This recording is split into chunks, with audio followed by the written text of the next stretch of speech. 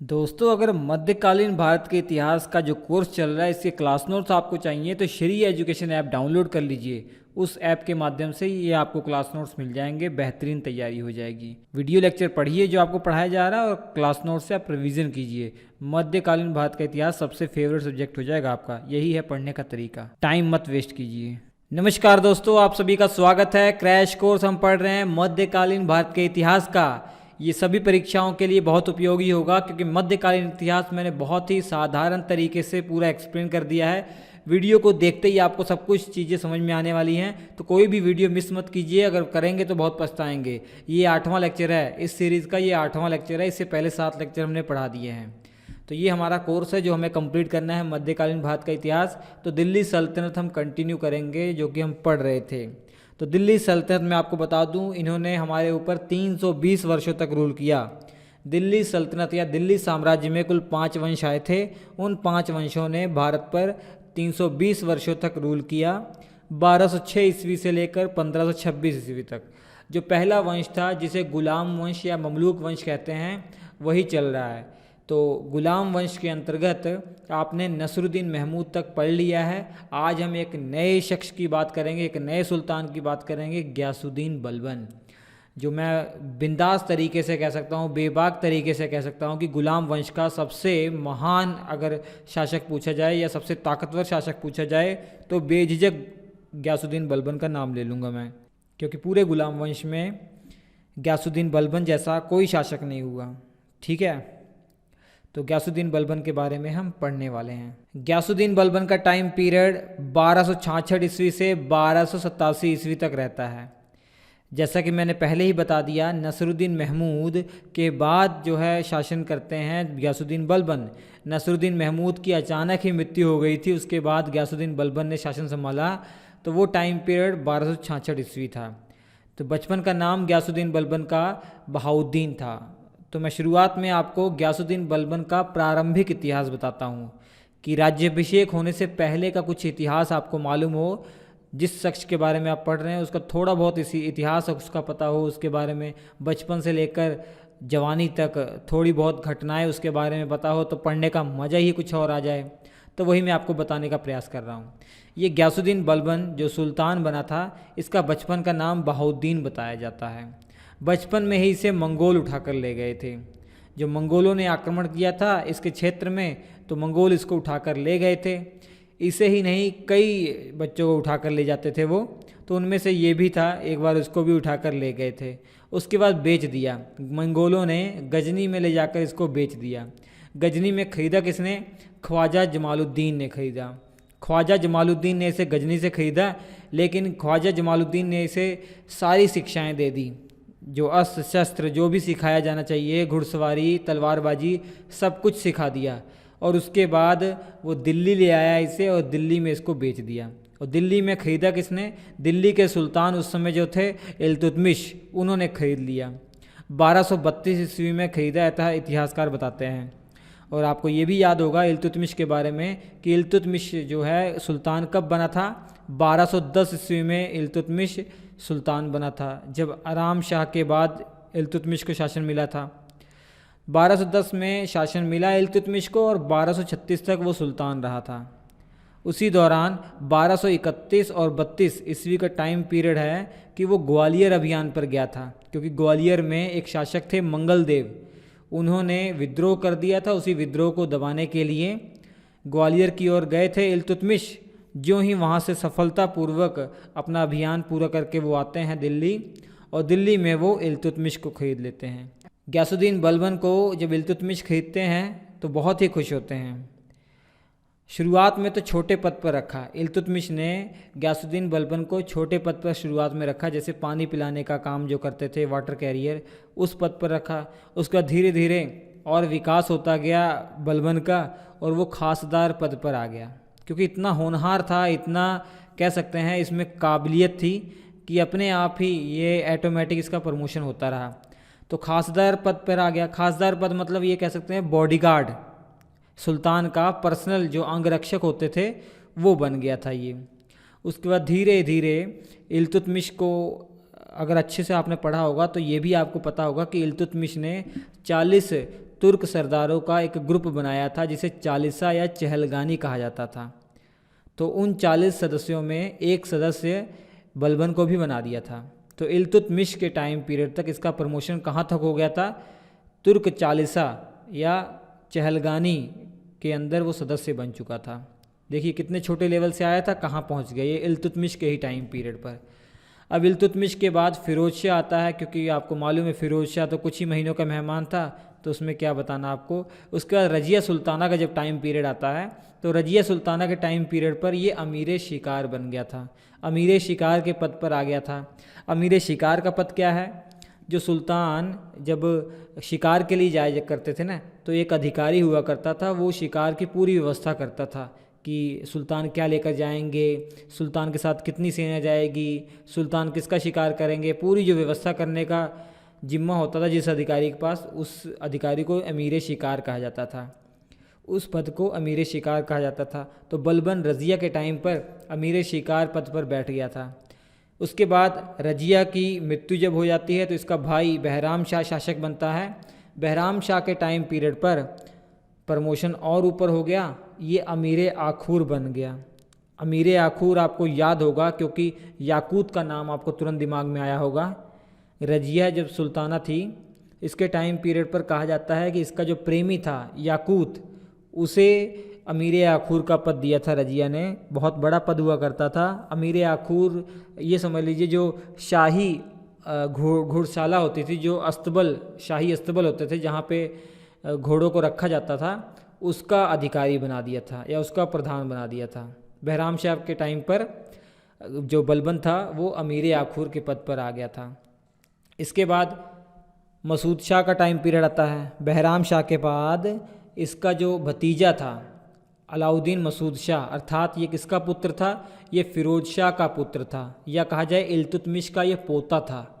जब मसूद शाह का time period आता है तो इसका और डेवलपमेंट हो जाता है, और बलबन का विकास हो जाता है या और प्रमोशन हो जाता है। अब यह अमीर हाजिब के पद पे आ गया था। ये मैं कहूँ आपको, अमीर हाजिब का जो पद था, दरबार का जो मुख्य अधिकारी हुआ करता था। जैसे सुल्तान से मिलने के लिए किसको जाना है, तो जो तलाशी लेते थे, जो फाइनल डिसीजन देते थे कि हाँ आप जाकर मिल सकते हैं सुल्तान से, तो वो अमीर हाजिब का पद था।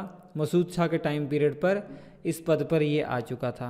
उसके बाद नसरुद्दीन को क्या बताऊँ मैं। नसरुद्दीन जो महमूद था, कई इतिहासकार मानते हैं कि ये इल्तुतमिश की रखेल का बेटा था, कई इतिहासकार मानते हैं कि ये इल्तुतमिश का पोता था।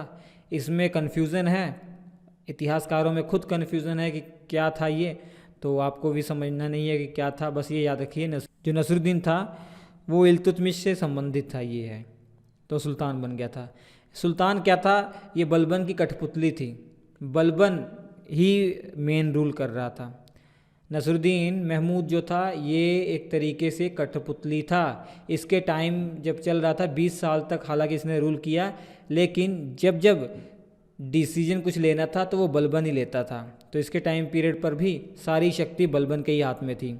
नसरुद्दीन महमूद के टाइम पीरियड पर नायब के पद पर आ चुका था बलबन। और नायब का पद कब बनाया गया था? बहराम शाह के टाइम पीरियड से बनाया गया था। जब रजिया सुल्ताना की मृत्यु हो गई थी, उसके बाद तुर्क अमीरों ने एक नया पद बना दिया। वो पद क्या था? नायब ए मुमलिकात का, या कहा जाए संरक्षक का पद। सुल्तान के बाद सबसे ऊंचा पद यही होता था। पहले नंबर पर सुल्तान, दूसरे नंबर पर नायब का ही पद होता था। तो उस पद पर आ चुका था नसरुद्दीन के टाइम पीरियड पर। और 1266 में अचानक ही नसरुद्दीन की मृत्यु हो जाती है। इतिहासकार कई मानते हैं कि नसरुद्दीन को जहर दे दिया था बलबन ने। हालांकि कुछ भी हो, बस नसरुद्दीन की मृत्यु के बाद अगला जो सुल्तान बन जाता है गयासुद्दीन बलबन। इतिहासकार इसमें भी मतभेद हैं कि इसका जन्म कब हुआ था। गयासुद्दीन बलबन का जन्म किस वर्ष में हुआ था, ये भी एग्जैक्ट पता नहीं लग पाया है, लेकिन इतिहासकार अनुमान लगाते हैं कि 1205 से लेकर 1210 के आसपास इसका जन्म हुआ था। खैर कुछ भी हो, 1266 ईस्वी में इसका राज्याभिषेक होता है। तो लगभग 60 वर्ष की आयु पर इसका राज्याभिषेक होता है। देख लीजिए कितना बुजुर्ग हो गया था तब इसका राज्याभिषेक हुआ था, और ये लगभग 20-21 वर्षों तक आगे रूल करने वाला है। तो 80-81 वर्षों तक ये, जब इसकी उम्र हो जाएगी तब तक ये रूल करेगा। बलबन जब गद्दी पर बैठा तो इसने सुल्तान की पूरी परिभाषा ही बदल दी। अब तक सुल्तानों के बारे में आपने पढ़ा, जैसे कुतुबुद्दीन ऐबक से लेकर नसरुद्दीन महमूद के बीच में, तो आपके लिए बार बार सुनने में आ रहा होगा कि तुर्क अमीरों का बहुत बड़ा रोल होता था, सत्ता में तुर्क अमीरों का बहुत बड़ा रोल होता था। तुर्क अमीरों को यहाँ तक की पावर था कि वो किंग मेकिंग का जो है काम करते थे, या कहा जाए किंग मेकर का काम करते थे। गियासुद्दीन बलबन ने ऐसा सिस्टम बना दिया कि सुल्तान सर्वोच्च हो गया। सुल्तान के आसपास भी कोई नहीं भटक सकता था कि इतनी पावर हो गई सुल्तान के पास। जो तुर्क अमीर थे, जो बाकी सुल्तानों की सत्ता में दखलंदाजी करते थे, वो सब सिस्टम ही ख़त्म कर दिया इसने। और इसने अपने शत्रुओं को जड़ से ख़त्म करने के लिए, अपनी सारी प्रॉब्लम को ख़त्म करने के लिए रक्त और लौह की नीति अपनाई। किस प्रकार की पॉलिसी इसने अपनाई, एग्ज़ाम में बहुत बहुत बहुत बार पूछा जाता है। ब्लड एंड आयरन की, रक्त और लौह की नीति अपनाने वाला सुल्तान कौन था? वो बलबन था। नोट कर लीजिएगा सुनहरे अक्षरों में, बहुत ज़्यादा इम्पोर्टेंट है, यकीन मानिए।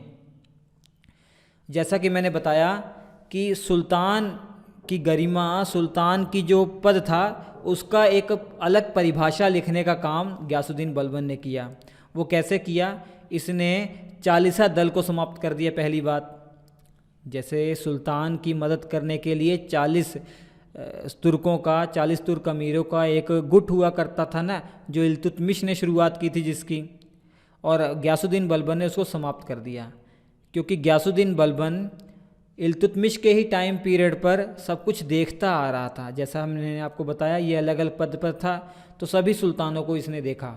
इल्तुतमिश को भी देखा, फिरोज शाह को भी देखा, रजिया सुल्तानों को भी देखा, बहराम शाह के टाइम पीरियड को भी देखा, लगभग सबके टाइम पीरियड को देखा इल्तुतमिश के बाद के। तो इसने देखा कि जो ये चालीसा है या जो चहलगानी जो ग्रुप है, ये सुल्तान के हर निर्णय में हस्तक्षेप करते थे और ये सुल्तान की गरिमा को कम करते थे।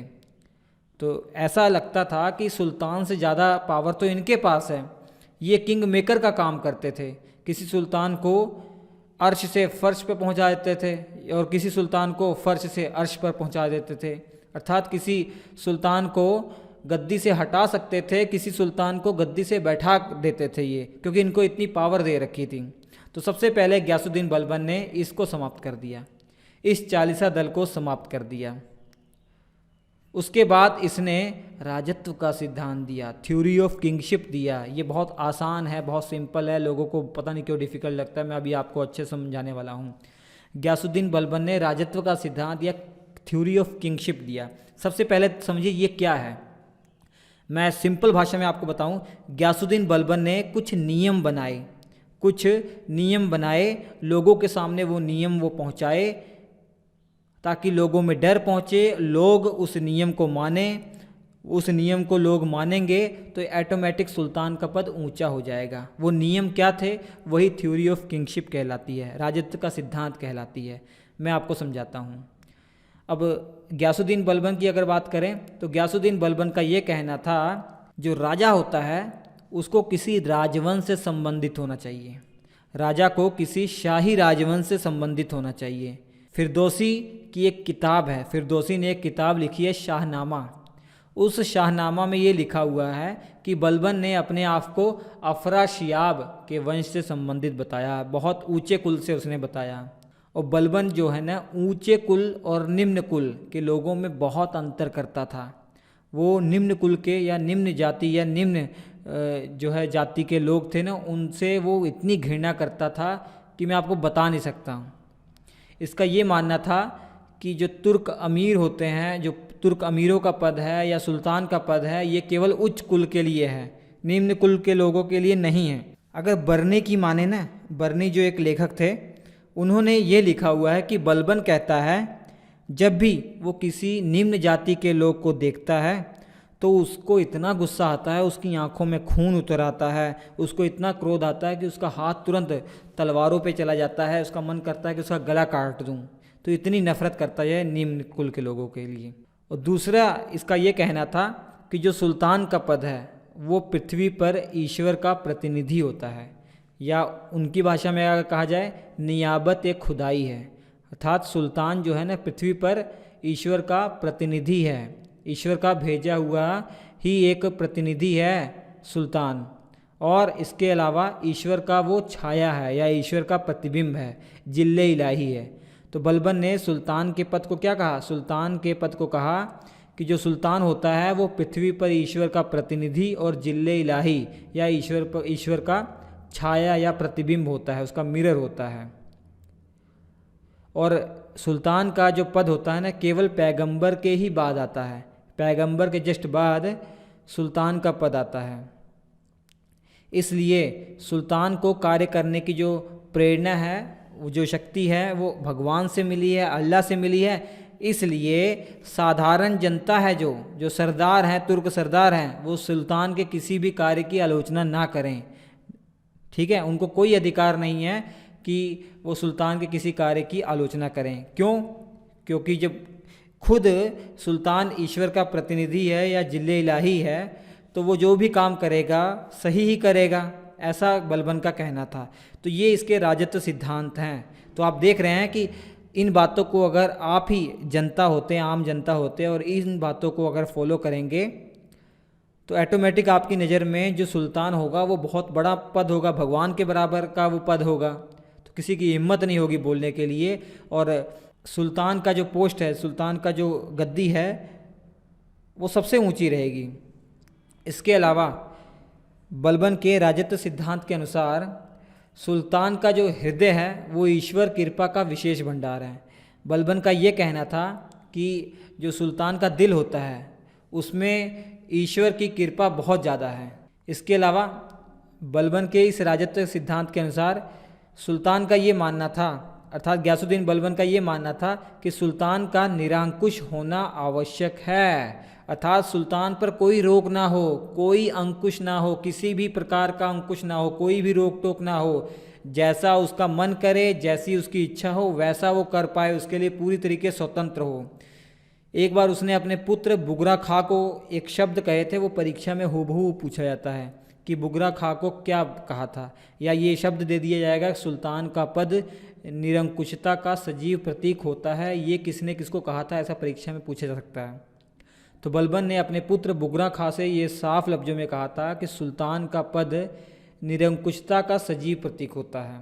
मगर ये याद रख लीजिए, मगर बलबन का ये भी मानना था, ये भी सोच थी कि जो ईश्वर है, भगवान है, उसने किसी व्यक्ति को सुल्तान का पद इसलिए प्रदान किया है ताकि वो सुल्तान अपनी प्रजा का कल्याण कर सके, अपनी प्रजा के लिए अच्छे काम कर सके। ये भी बलबन का मानना था।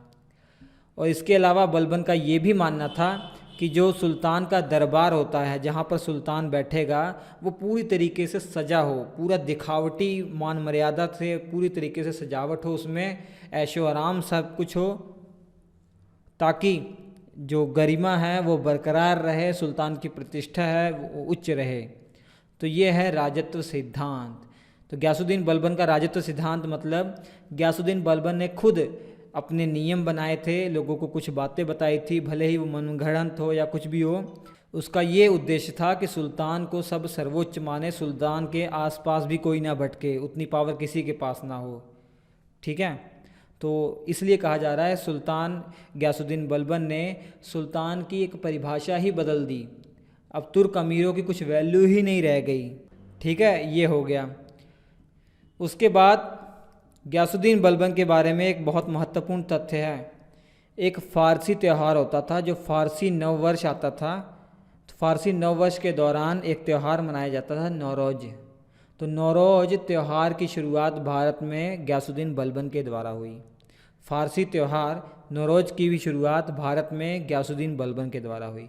इसके अलावा सिजदा और पेबोस ये प्रथा भी भारत में, या कहा जाए दरबार में, स्टार्ट करने वाला गयासुद्दीन बलबन था। सिजदा क्या था? जो भी व्यक्ति सुल्तान से मिलने आए सबसे पहले घुटनों पर बैठे और सिर झुका के नमन करे। और उसके अलावा पेबोस का मतलब ये था कि पेट के बल लेटकर सुल्तान के पैरों को चूमें। ये सिजदा और पेबोस प्रथा लाने का मेन उद्देश्य आप समझ पा रहे हैं। चाहे कैसा भी कोई व्यक्ति हो, उसकी अगर 2 मिनट में निकल जाए। तो मेन उद्देश्य यही है कि सुल्तान के पद को बहुत ऊंचा बनाया जा सके, ठीक है, सुल्तान की प्रतिष्ठा को और बढ़ाया जा सके, ये मेन उद्देश्य थे। मतलब सुल्तान से ऊपर कोई हो ही ना, ये सब करने का प्रयास कर रहा था। और गयासुद्दीन बलबन जो सक्सेस हो रहा था, इसलिए इसको महान या इसलिए इसको ताकतवर शासक या सुल्तान माना जाता है, क्योंकि इसने गुप्तचर विभाग भी प्रारंभ किया था। गुप्तचर जो हुआ करते थे जिन्हें बरीद कहा जाता था, और गुप्तचर विभाग बरीद मुमलिकात कहा जाता था। तो कहीं ना कहीं गुप्तचर विभाग का बहुत बड़ा रोल है गयासुद्दीन बलबन को महान बनाने के लिए, क्योंकि गयासुद्दीन बलबन जो सफल हुआ है अपने शासन के दौरान, वो गुप्तचर विभाग की वजह से हुआ है। ये तुरंत कोई भी घटना जो अंदर ही अंदर हो रही है, जो सुल्तान तक नहीं पहुंच पा रही है, गुप्तचर विभाग तुरंत बता देते थे। तो कोई सुल्तान के विरोध में षड्यंत्र भी नहीं कर पाता था। गुणमुक्तेश्वर की मस्जिद है उत्तर प्रदेश में। उस मस्जिद में अगर दीवारों पर आप लिखेंगे, उस पर खलीफा का सहायक बताया गया है गयासुद्दीन बलबन को। गयासुद्दीन बलबन ने खुद गुणमुक्तेश्वर की मस्जिद पर लिखवाया है कि वो खलीफा का सहायक है। याद कर लीजिएगा, गुणमुक्तेश्वर की मस्जिद यूपी में है। बलबन ने दरबार में शराब, नाच गाना, हंसी मजाक बिल्कुल बंद करवा दिया था। पूरी तरीके से अनुशासन ला दिया था, ताकि दरबार का जो माहौल है वो सीरियस रहे। और सैन्य विभाग का गठन किया गया था। सैन्य विभाग को दीवाने अर्ज कहा जाता था। सैन्य विभाग का गठन किया गया था। जो सैनिक जो है शहीद हो जाया करते थे, उनकी विधवा पत्नी और उनके बच्चों को भी कुछ सहायता दी जाती थी इस सैन्य विभाग के द्वारा। तो सैन्य विभाग का गठन गयासुद्दीन बलबन ने किया था। और इस सैन्य विभाग या कहा जाए दीवान अर्ज का जो पहला मंत्री था, पहला प्रमुख था, वो इमादुल मुल्क को बनाया गया था। ये इमादुल मुल्क कौन थे? अमीर खुसरो के नाना थे। अमीर खुसरो के बारे में आगे चलकर आप पढ़ने वाले हैं। अब गयासुद्दीन बलबन के बारे में एक और इम्पोर्टेंट बात का याद रखिए। मेवो या मेवाती जनजाति के कुछ लोग थे, ये मुस्लिम लोग ही थे। इनका उस समय बहुत आतंक फैला हुआ था। ये दिल्ली में हमला करते थे, लूटपाट करते थे। लूटते धन दौलत वो तो लूटते थे, लेकिन बहू बेटियों को उठा कर ले जाते थे। तो इनसे लोग बहुत परेशान थे। इनका आतंक पूरा फैला हुआ था। ये लोग हरियाणा, दिल्ली, राजस्थान के आसपास के क्षेत्रों में फैले हुए थे। जिन जिन क्षेत्रों में फैले हुए थे, उन क्षेत्र को मेवात क्षेत्र कहा जाता था। क्या कहा जाता था? मेवात क्षेत्र कहा जाता था। और इन लोगों को, इन अलग प्रकार की जनजाति लोगों को मेवो कहा जाता था। मेवो, क्या नाम है? मेवो। तो मेवो के आतंक को समाप्त करने का काम गयासुद्दीन बलबन ने किया था। इसके अलावा गयासुद्दीन बलबन के बारे में बहुत इम्पोर्टेंट बात है बंगाल अभियान। मैं आपको बताऊं, गयासुद्दीन बलबन ने एक अपने गवर्नर या एक अपने सूबेदार को वहाँ पर बंगाल में नियुक्त किया हुआ था। उसका नाम था तुगरल खान। लेकिन 1275 में क्या उसके मन में आया तुगरल खान के, कि उसने अपने आप को स्वतंत्र घोषित कर दिया। उसने विद्रोह करना शुरू कर दिया दिल्ली के खिलाफ, दिल्ली सल्तनत के खिलाफ विद्रोह करना शुरू कर दिया। तो उसी के विद्रोह को दबाने के लिए सबसे पहले गयासुद्दीन बलबन ने अवध के गवर्नर या अवध के सूबेदार को भेजा, लेकिन वो असफल रहा। उसके बाद दूसरा अभियान भेजा। कहा जाता है दूसरा अभियान में अपने बेटे को इसने भेजा था, बुगरा खां को भेजा था, वो भी असफल हो जाता है। फिर तीसरे अभियान में ये खुद अपने पुत्र बुगरा खां के साथ जाता है और वहाँ पे तुगरल खान, जो इसका गवर्नर था पहले, जिसने अपने आप को स्वतंत्र घोषित कर दिया था, उसकी हत्या कर देता है और बंगाल को दिल्ली सल्तनत में मिला लेता है। और बंगाल की देखरेख करने के लिए वहाँ पर गवर्नर के रूप में अपने बेटे को ही नियुक्त कर देता है, बुगरा खां को नियुक्त कर देता है ये। अब इस प्रकार बंगाल आ गया किसके हाथ में? दिल्ली सल्तनत के हाथ में आ गया। और याद रखिए यहाँ का गवर्नर कौन है? बुगरा खां गवर्नर है। जो ही गयासुद्दीन बलबन की मृत्यु होगी ना 1287 में, बुगरा खां अपने आप को स्वतंत्र घोषित कर देगा बंगाल का शासक। बुगरा खां अपने आप को बंगाल का स्वतंत्र शासक घोषित कर देगा। तो गयासुद्दीन बलबन की मृत्यु के बाद लगभग 40 वर्षों तक बंगाल स्वतंत्र रहता है, लेकिन बाद में इसको मिला लिया जाता है। आगे कहानी पढ़ेंगे आगे हम, ठीक है। इसके अलावा 1285 में बलबन का जो बड़ा बेटा था, जिसका नाम शहजादा मोहम्मद था, वो भारत के उत्तर पश्चिम इलाके में मंगोलों को आक्रमण हुआ था, पाकिस्तान वाले क्षेत्र में मंगोलों का आक्रमण हुआ था। उनके साथ लड़ते हुए मोहम्मद जो था, शहजादा मोहम्मद, वो मारा गया 1285 में। ये गम बलबन को दिमाग में चढ़ गया। बलबन को बहुत डिप्रेशन हो गया। उसने अपने बेटे को, मरे हुए बेटे को शहीद आजम की उपाधि दी और खुद पुत्र वियोग में मर गया। पुत्र के टेंशन में उसकी मृत्यु हो जाती है 1287 में। 1287 में इसकी मृत्यु हो जाती है। अब इसका जो मकबरा है वो कहाँ पर है ये पूछा जाता है, तो दिल्ली में ही है। इसका मकबरा दिल्ली में ही है, ठीक है। ये तस्वीर देख लीजिए, दिल्ली में ही इसका मकबरा है।